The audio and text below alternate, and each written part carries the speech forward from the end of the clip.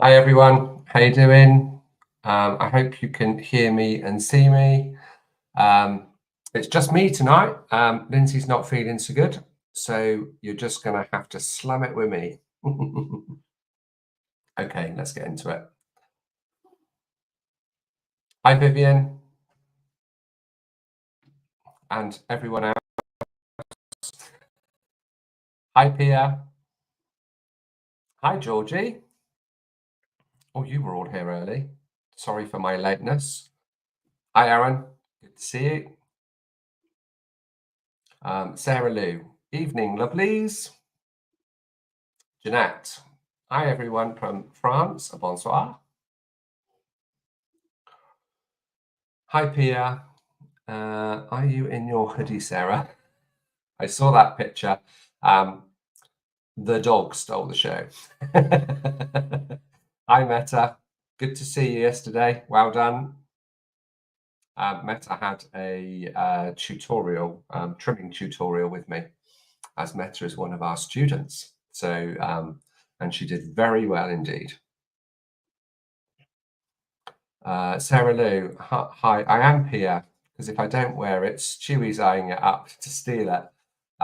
It's good, isn't it? And they're really comfy. Got mine on.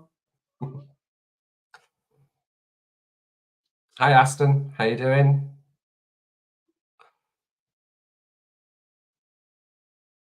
You're in your t-shirt. Well, it has been warm in France today, hasn't it? I was out trimming today too. How many did I do? I only did 5 today. Well, it was this morning. And yes, by the time I finished, it was 20 degrees and in my t-shirt. In bed with pizza and G&T. Oh, very nice. Hi, Lydia. Good afternoon to everyone from cool, sunny Ontario, Canada. Oh, no. Tonsillitis isn't good. Well, I'm not sure pizza's the right thing, but gin and tonic is definitely a must. Marianne. Oh, excuse me. Hello, everyone from a gloomy Wiltshire. Well, I'm heading to Wiltshire on Sunday. I've got 5 days with my lovely wife, and we're staying at my mum's. And my wife hasn't been back to the UK since we moved to France. Well, not for a break and meet everybody, not properly anyway. So she's looking forward to that. Damn it, keep hitting send in the middle of a sentence. That's okay. Uta, hiya, how you doing? Angie Medler, hi from a warm Virginia. How warm, Angie? We were 20 degrees C here today, roughly. Did you have a nice day? Get well soon, Jeanette. Yes, get well soon. Hi, Vicky. Good morning.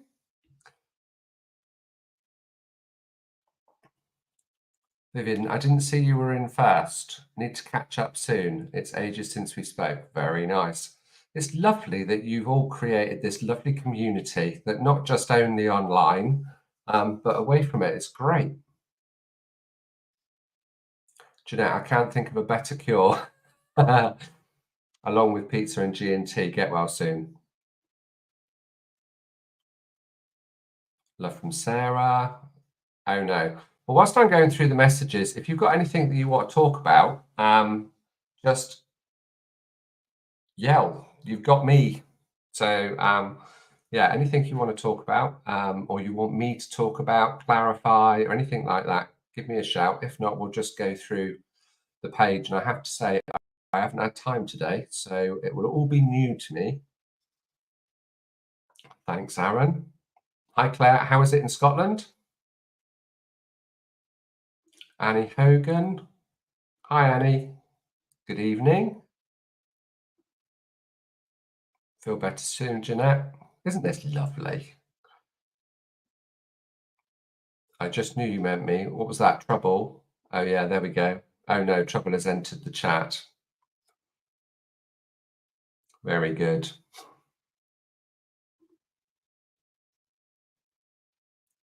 How is India and Texan? So that must be the horses.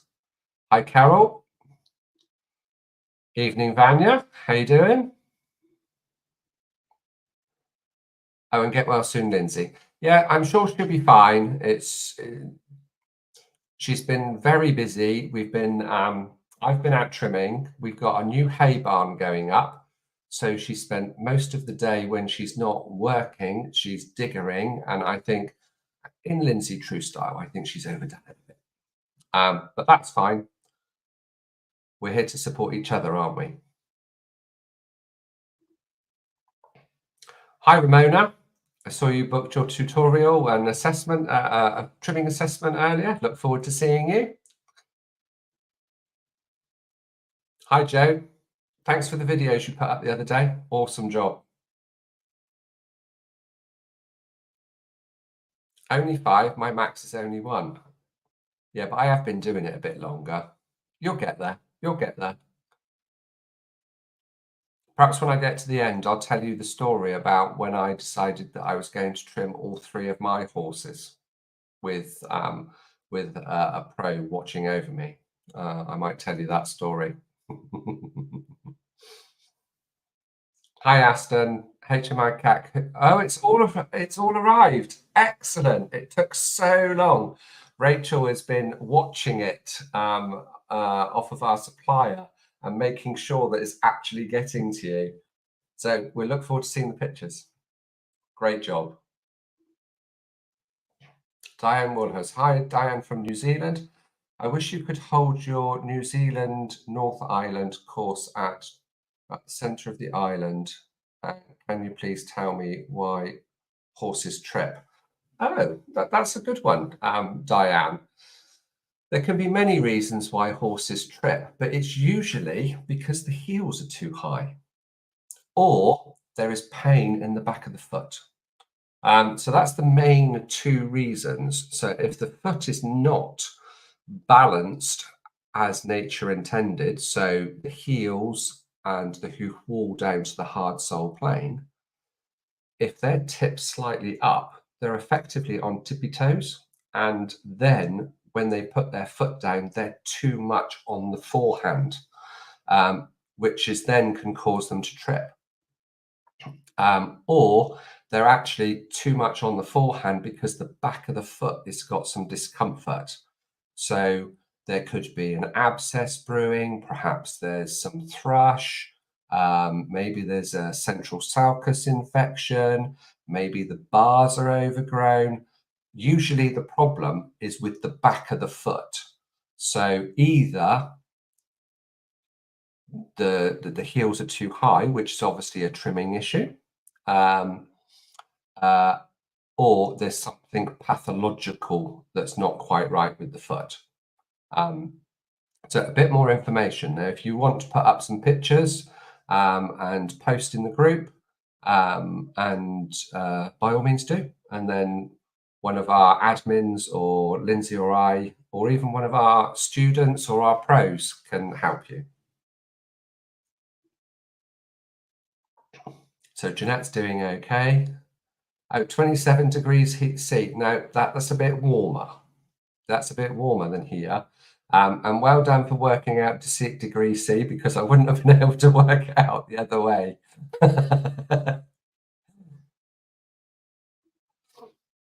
And what we got here, Aston's asking, Gary, can you please clarify what pink bruising above the coronary band is a result of?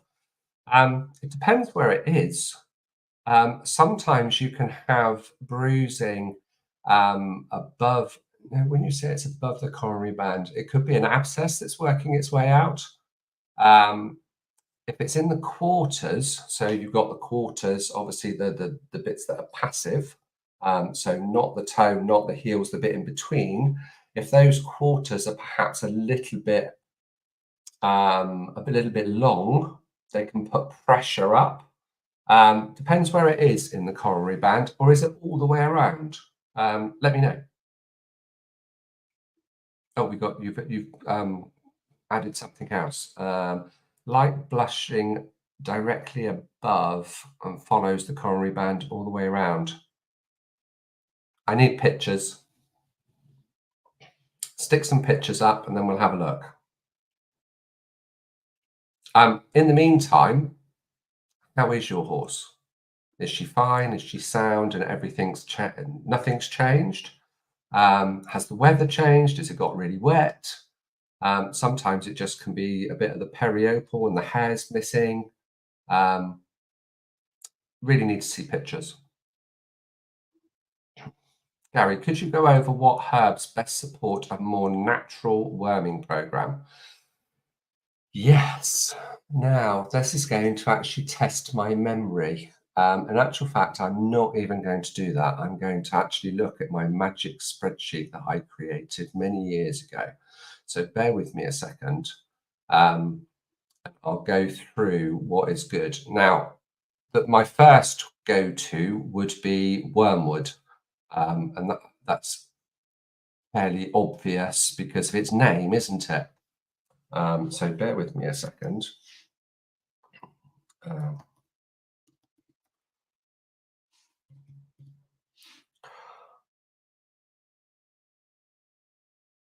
So depending on the worms, what we've got is, if it was ringworm, it would be tea tree.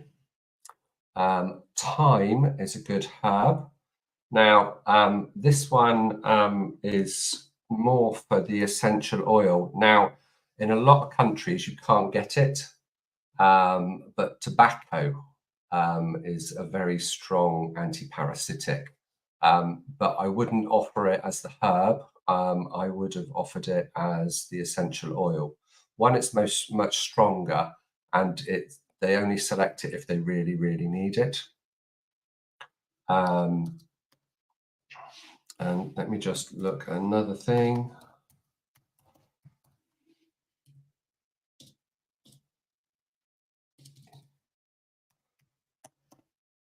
Sorry, I can't talk and type at the same time. I'm far too old for multitasking now. Devil's Claw is another one for that's good for parasites. I know that's a pain reliever as well. And green clay. Also, I have known, particularly in dogs, the onion family. I've had dogs select the onion family, and obviously garlic would fit into that to help with parasites. And it's almost when it's happened with dogs, it's happened by accident, where they may have eaten an onion, then they've made themselves sick. So that's called purging. And that purging, then when they've been sick, all the parasites actually come out with the onion as well. Now, obviously, we don't want that for horses because horses can't throw up. It's something that they can't do. But garlic would be one that would fit into that.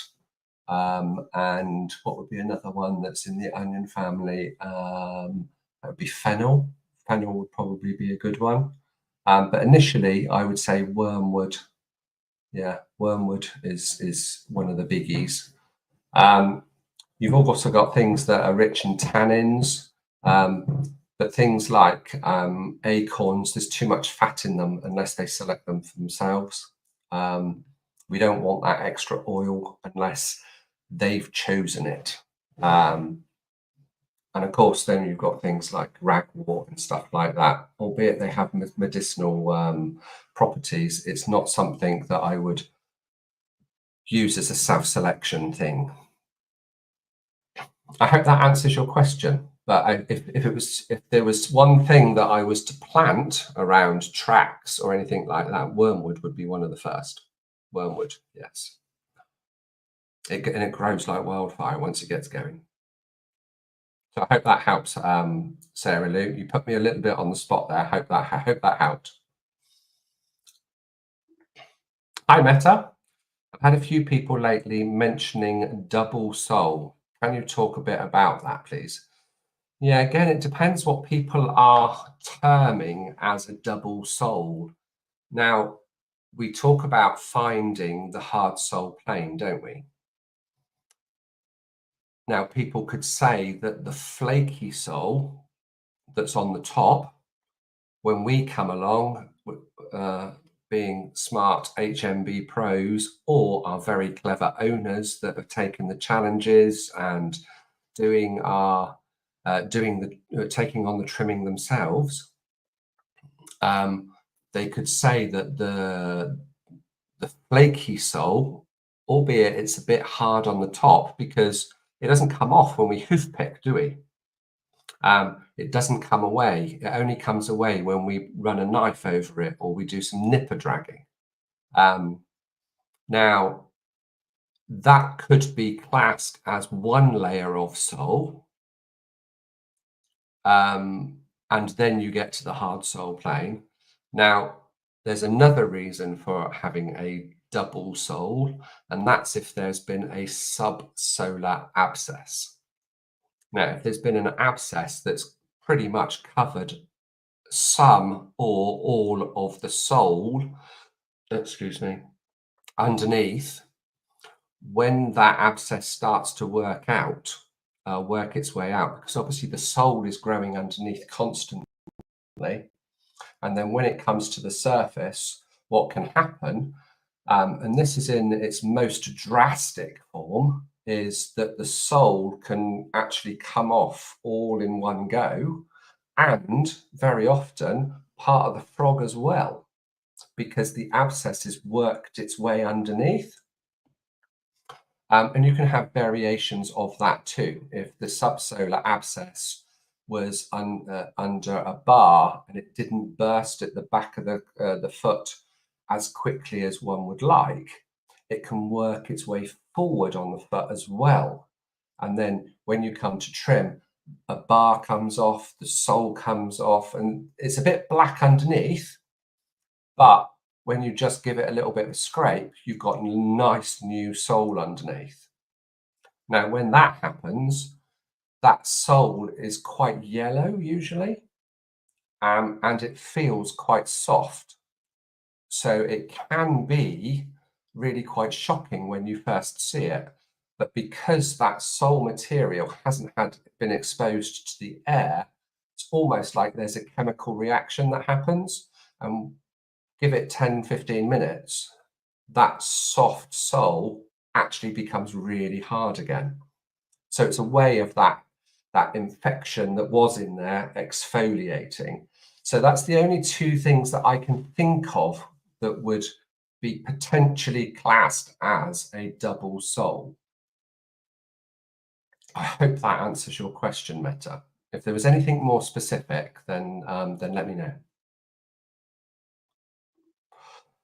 Okay, so Claire in Scotland, what's the best herbs to try and grow for free selection? Well, there's lots that can happen, and it's really interesting, isn't it? Because the horses and any animal, to be perfectly honest, what they actually select most of the time is what is seasonal in your area. So it doesn't matter where you are in the world, what herbs and plants grow seasonally that have medicinal properties. So, for instance, cow parsley. Let me get rid of that so you can see me. So what we've got is we've got cow parsley, we've got thistle, milk thistle in particular.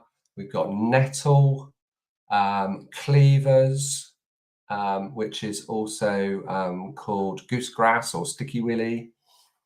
So they're all weeds, so to speak, and grow prolifically, and they all have a medicinal content.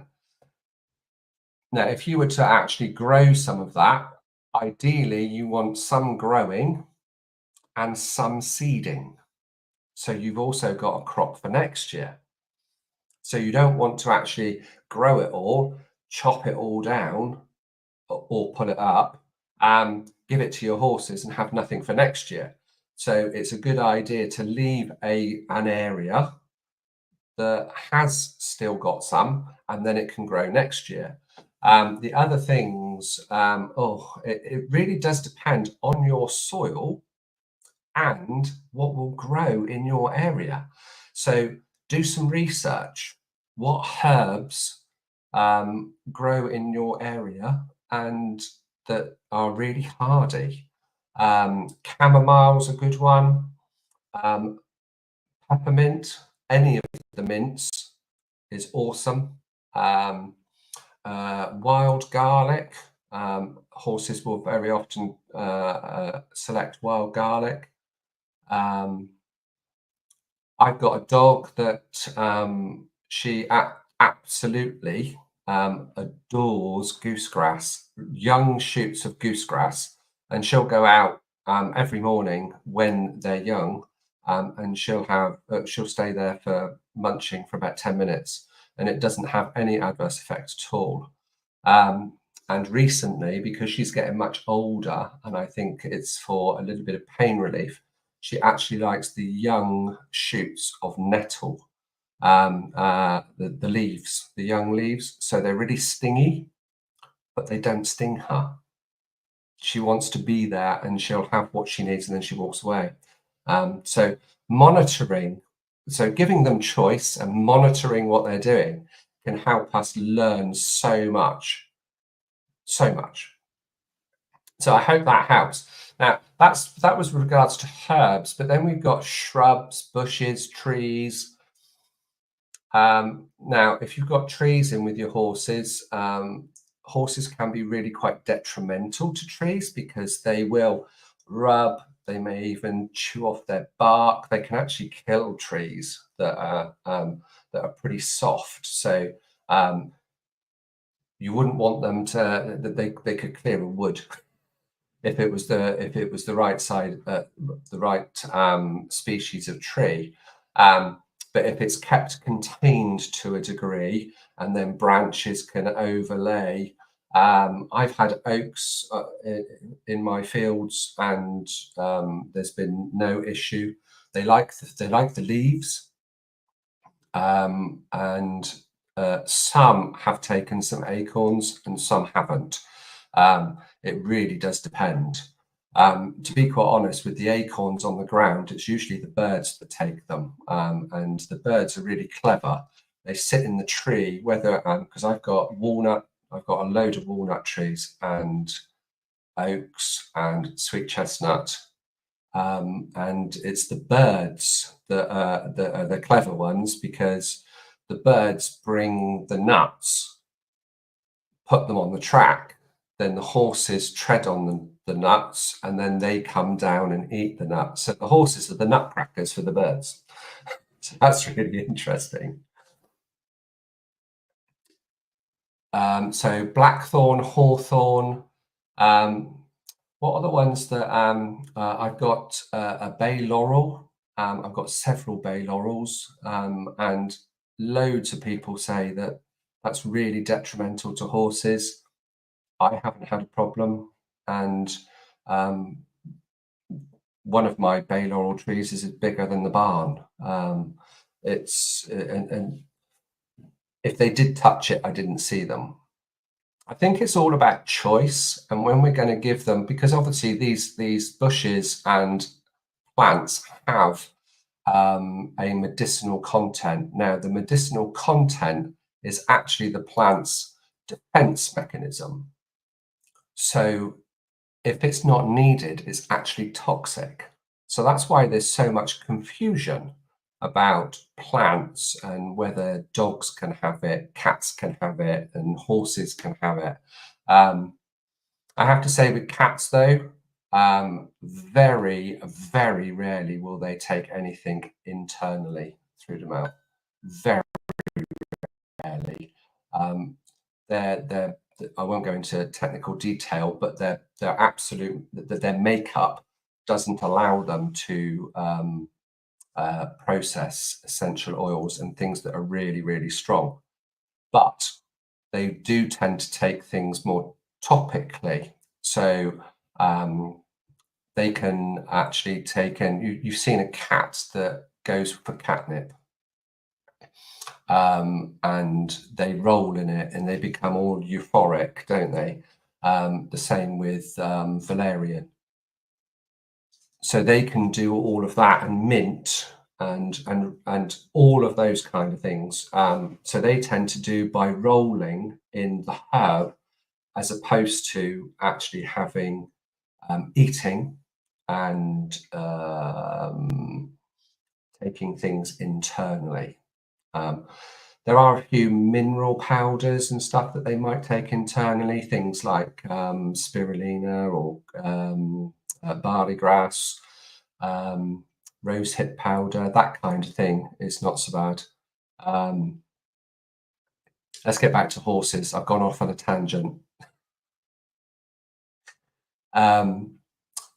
Wild roses. So you've got a supply of rose hips, because rose hips, particularly the shell, again, it's the protection part of the plant that's the important bit, medicinal wise, is very rich in vitamin C.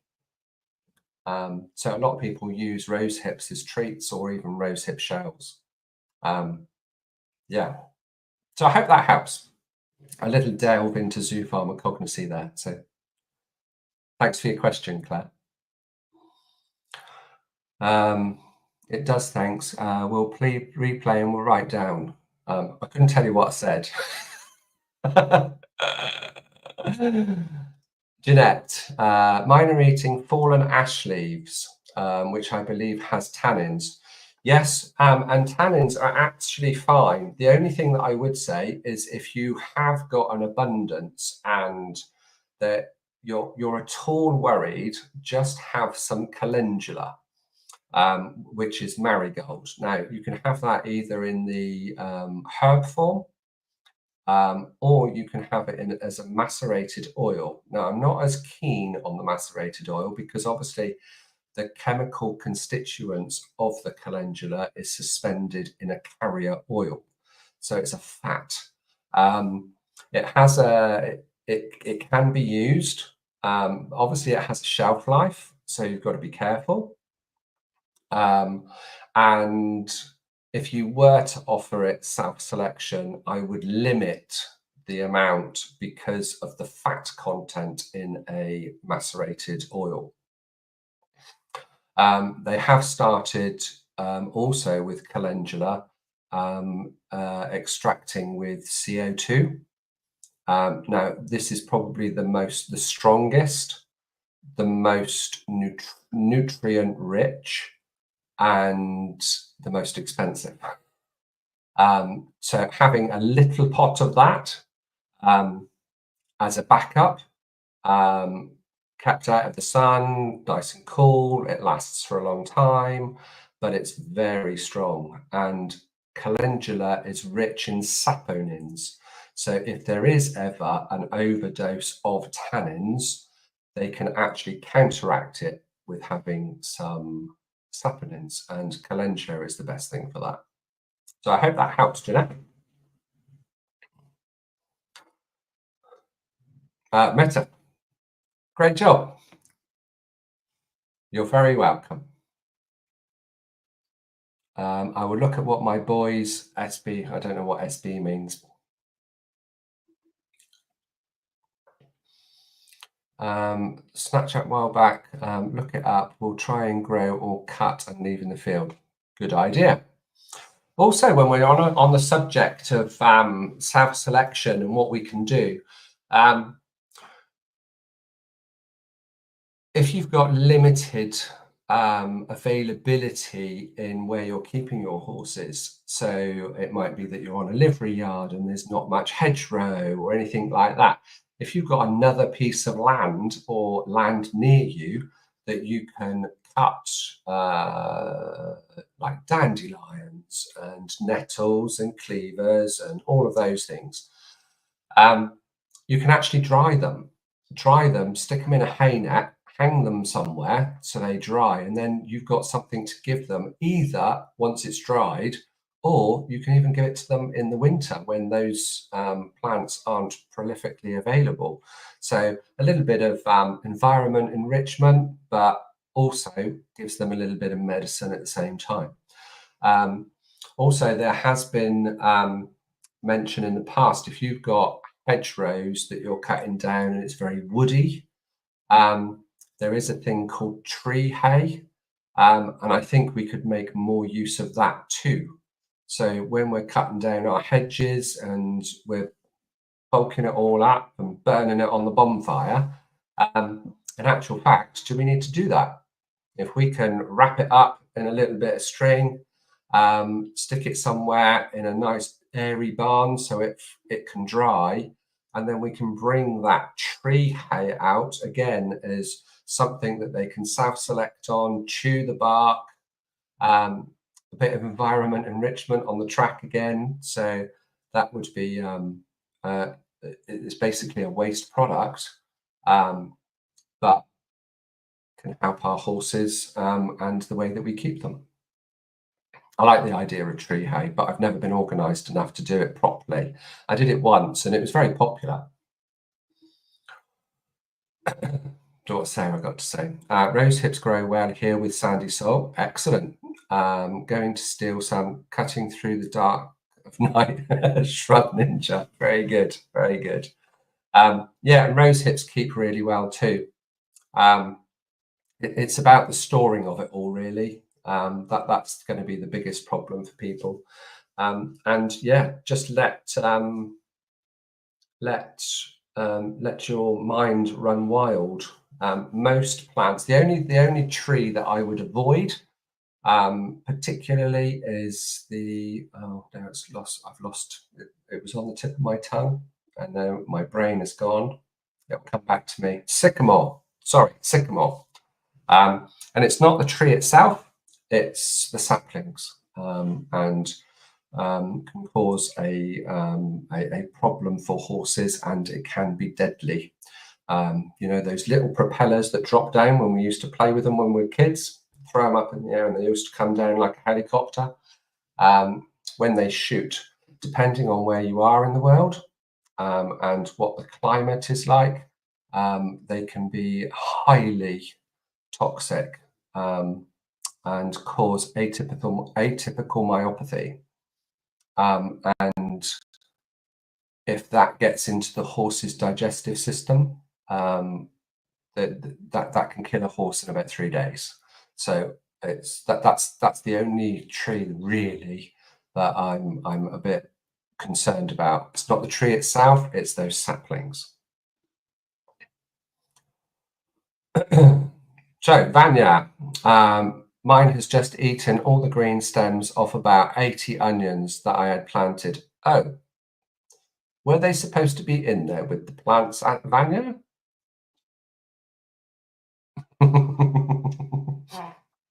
Interesting though, isn't it?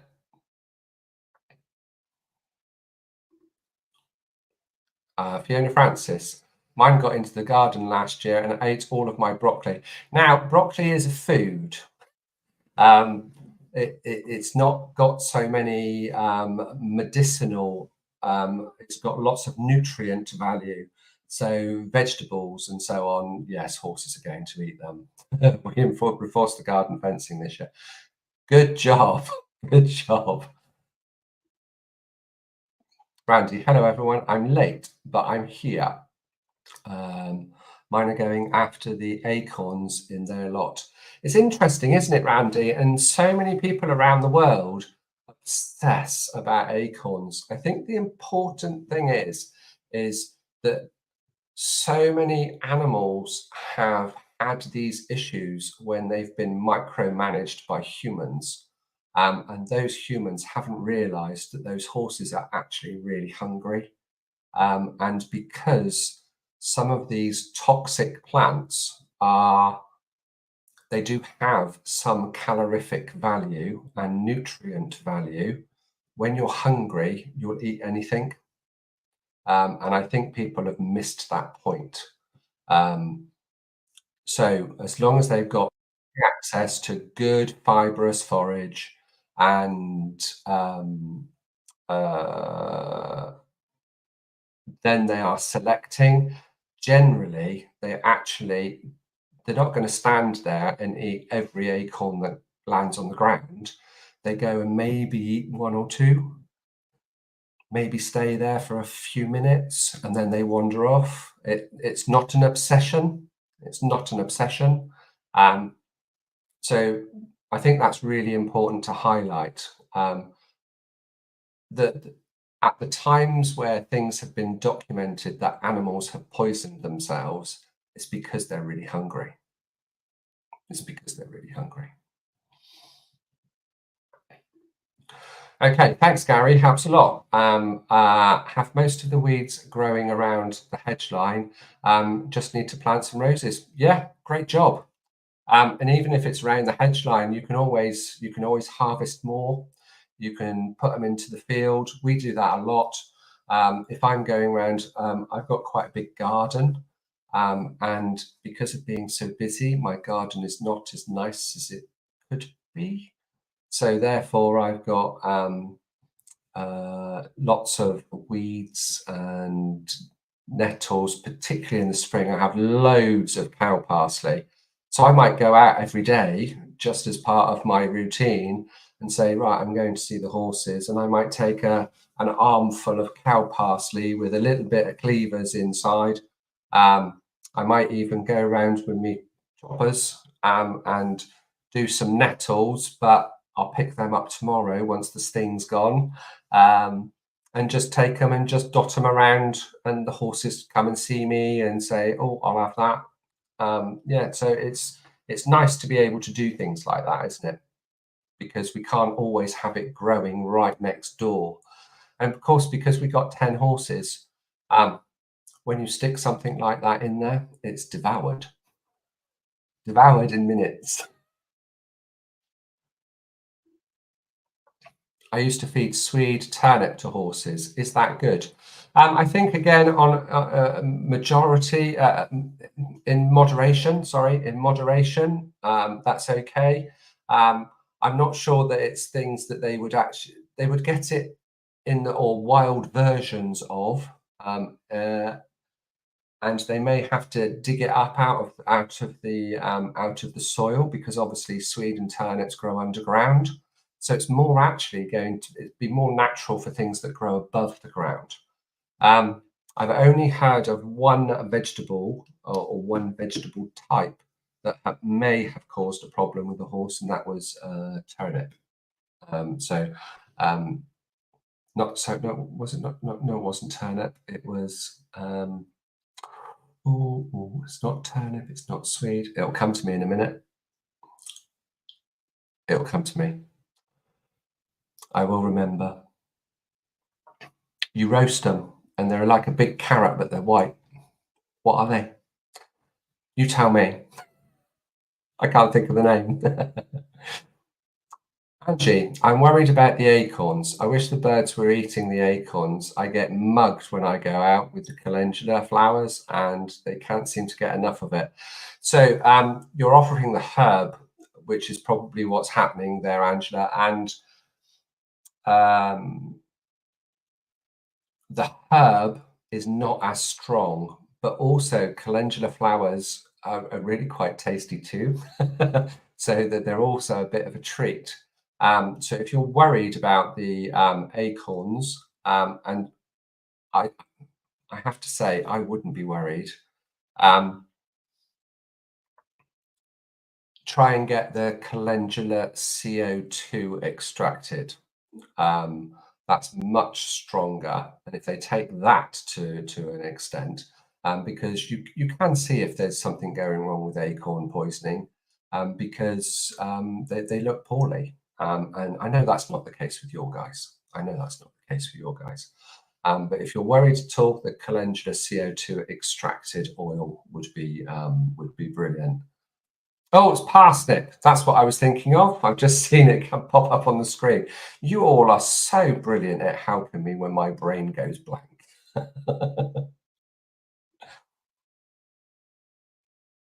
Jeanette, we forget that horses are more foragers than grazers. Yes, they are. Exactly that. They like to continue to move and find something to eat, and move and find something to eat. Angie. They're never without food, and I don't know why they are eating acorns. Again, it could be because it's rich in tannins, and tannins are actually good for the body if it's needed. It's really good for the body if it's needed.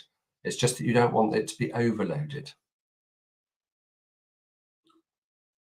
The farmers here always used to feed swede to the cart horses, but they all still feed it to the cows.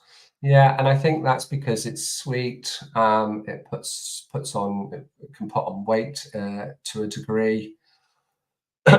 Obviously, if it's a little bit, it's not going to be that bad. But when you're feeding cows and also cart horses, they wanted a lot of energy. Most of our horses don't need that much energy, do they? They need energy to function on a day-to-day basis. They're not being worked for 8 hours a day. And let's face it, with the cows, we're fattening them up to produce milk or to produce meat, and they're not going to live a long, healthy life. So do the farmers really care the same? I'm not saying that the farmers don't care, but it's different with a horse. We want our horse to live for a very long time. So it's different, is what I'm saying. So yeah, it wasn't celeriac, it was parsnip. That's what I was thinking of. So parsnips. Peter's uncle used to feed his cattle turnips to stop them binding up, apparently. Oh, that's interesting. I didn't know that. To keep them nice and loose, did it? Thanks, Vicky. Got there in the end. Georgie, my field has a lot of mature oak trees and I've never had any problems. Yeah, mine has too. One of my oak trees that is in between mine and Lindsay's field, I can't actually get my arms around it. It's that big. And I've got a couple of youngsters, but they're still about, let's say they're about 15, 20 foot high. So yeah, and until my horses went and actually lived with Lindsay's, they were in there and there was no issue at all. They were in there for 3 years, no problem at all. I think it's something that we've got paranoid about because there's been one or two publications, for want of a better word, about acorn poisoning, and people have lost their heads. You need to really break it down into how the animal was kept. Were they hungry?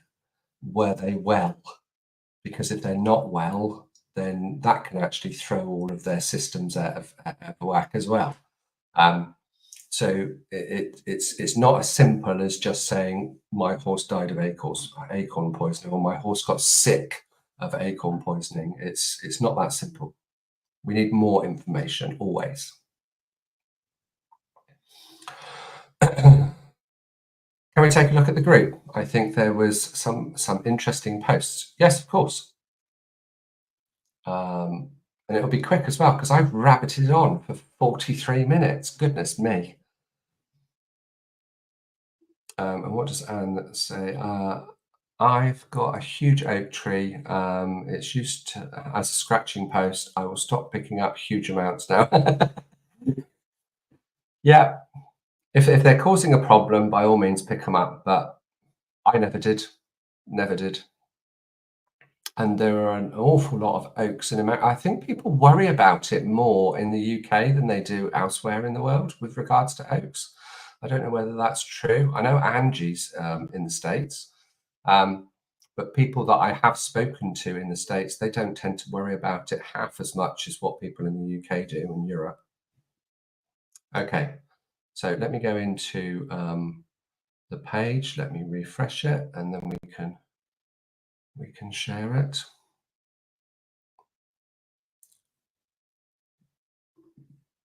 Bear with me. Right, where have you gone? There you are.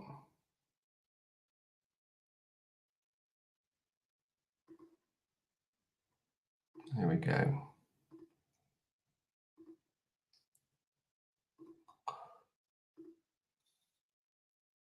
Here we go. Oh, we're still at 10.2. Oh, Gordworth is posted. Oh, let's have a look. So what a difference a year has made for Xander. When he arrived, he was suffering from chronic laminitis caused by poor hoof care, not metabolic laminitis. Yeah, or systemic laminitis. It was down to the hoof care. Isn't that interesting? It's taken a while, but that's getting much better. Much better indeed. Awesome job, Bethan and Dan, as always.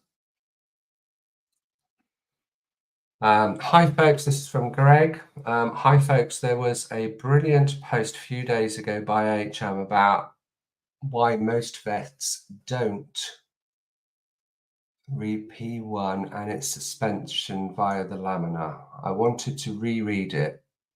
Oh, so yes, it was a post that we put up and Charlotte shared it. Oh, that's good. Thanks, Charlotte. Hi, Greg. Hope you're well. Okay, so this is Catherine. This little 2-year-old filly coming home today, unraced due to legs that are still too underdeveloped. Thankfully, the owner recognised and pulled her from the programme. What a lucky horse.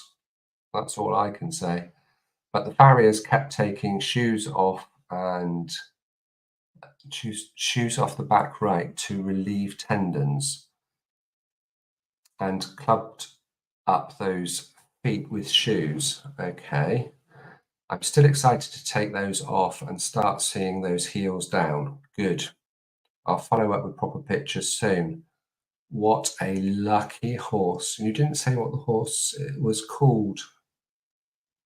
She is beautiful.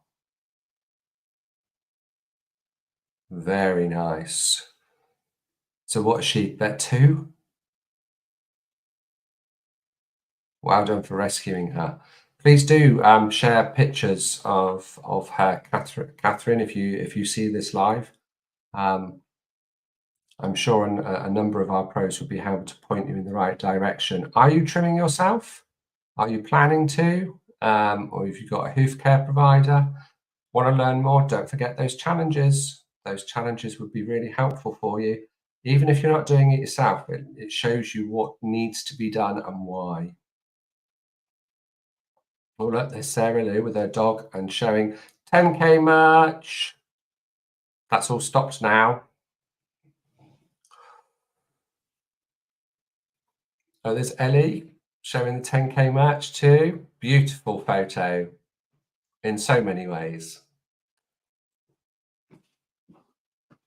Right, Kaylee Rass.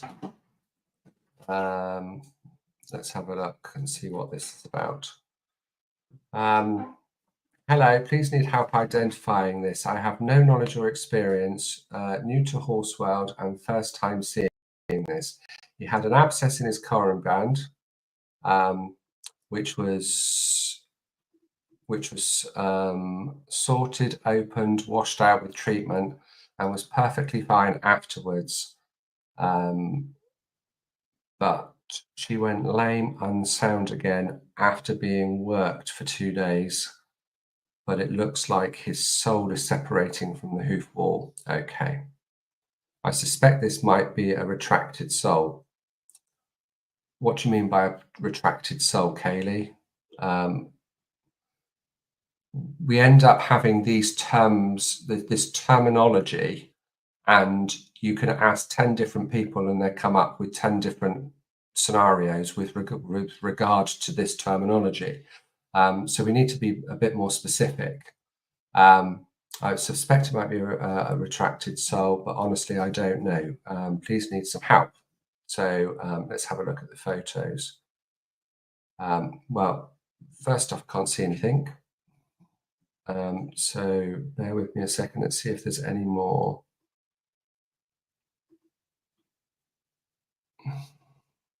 What's that doing? I really need to see more to be able to help with this one. And that's all the photos. So let's go with the information that we've got so far, because the photos don't really help at all. So when there is an abscess that comes out of the coronary band, that's because it's the least point of resistance, and that's where the infection is coming out. Now, if the abscess is allowed to burst naturally, that's exactly where we want it to burst. Now, that can be anywhere around the coronary band, or it can be at the heel bulbs, which is actually around the coronary band too, really.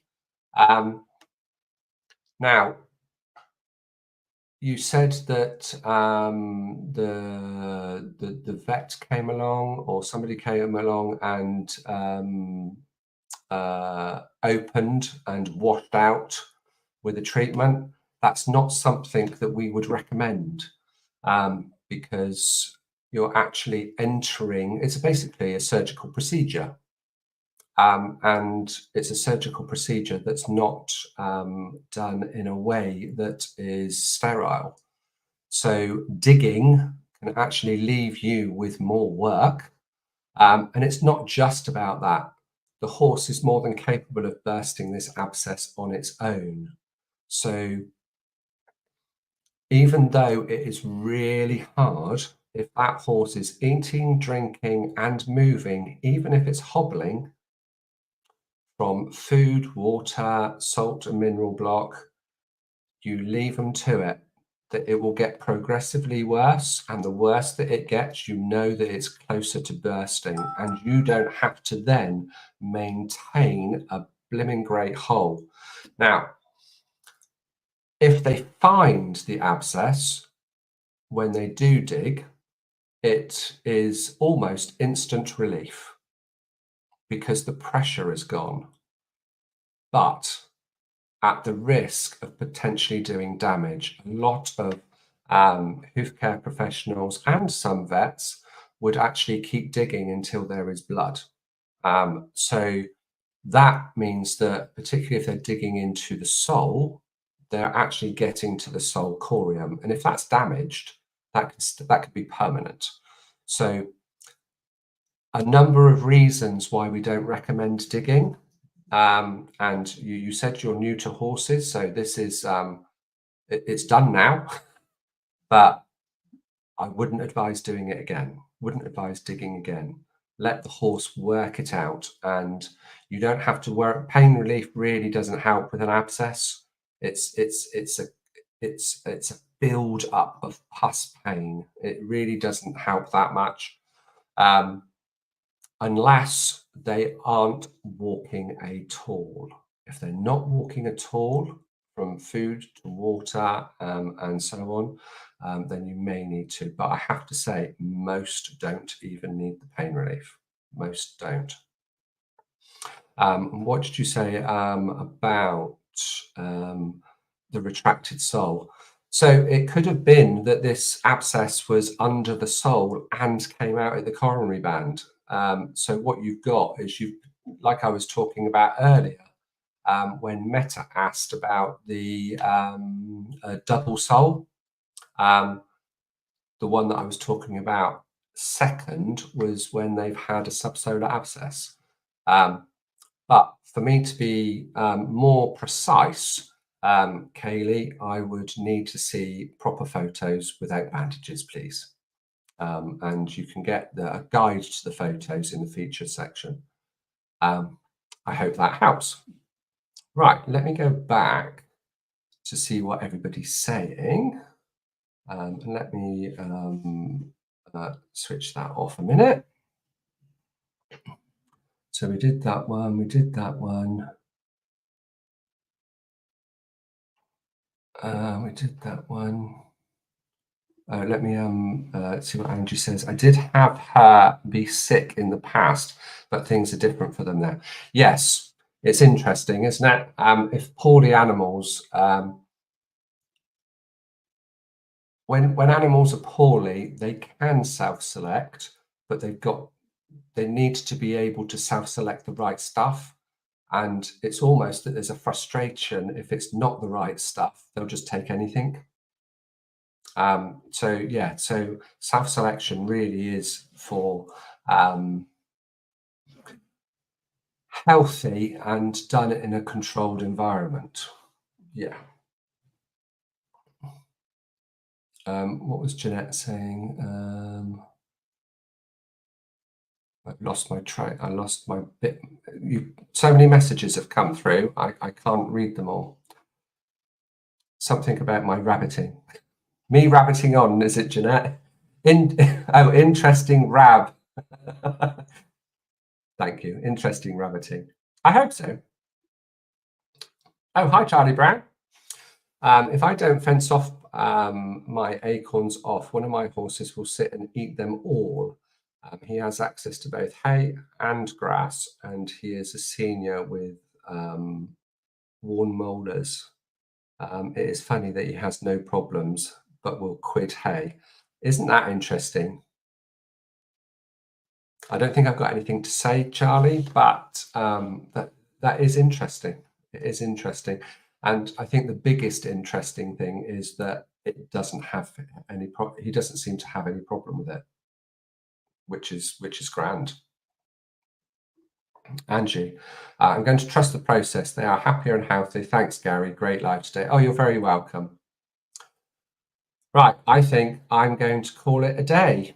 So thank you so much for joining me. And you're racking my brains with my zoo pharmacognosy background. I enjoyed that. Thank you. I hope it helped. And hopefully we'll see you tomorrow. Let me have a look at my calendar. Let's see what we got on tomorrow. Tomorrow evening. Yeah, tomorrow evening should be okay. But if not, we'll see you next week. And it might be Lindsay next week because I'm spending a few days with my wife in the UK and we've got lots of people to catch up with in evenings. So you might not see me much next week, but back to normal the week after. Okay, great to see you and hopefully see you tomorrow.